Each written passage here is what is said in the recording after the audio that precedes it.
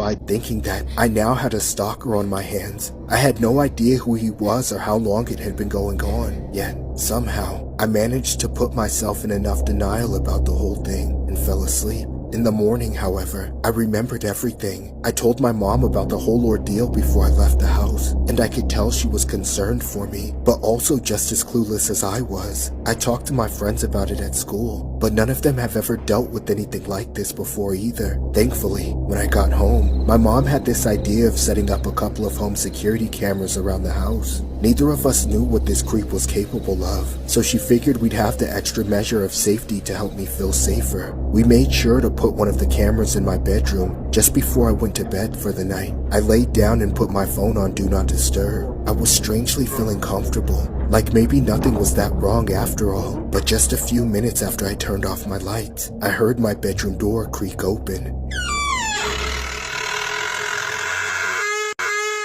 I opened my eyes, and that's when I saw the man in his underwear, standing in my doorway.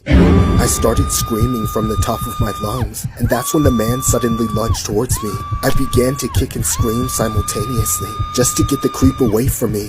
Thankfully, the sounds I was making were enough to make him turn around and run out of the house. My mom came storming into my room to my aid. We stayed in the bedroom with a chair leaning against the doorknob, and immediately called the police. Somewhat unsurprisingly, the man didn't run very far. They caught him lurking in the neighbor's yard just a few doors down. We handed over the security footage to the police and told them everything we knew. And after a few days of investigating, we got the story they were able to put together. The man who snuck into my room was the same one who had been stalking me at school. He had developed an obsession over me and started taking pictures of me on campus, and then eventually started following me home. But the part that terrifies me the most was how he was never a construction worker. Those confusing pictures of wooden planks were just photos he took underneath my bed while I was sleeping in it. He had been sneaking into my house and hiding under my bed for weeks. All I know is that I'll always be on guard whenever a stranger sends me a DM or adds me on Instagram.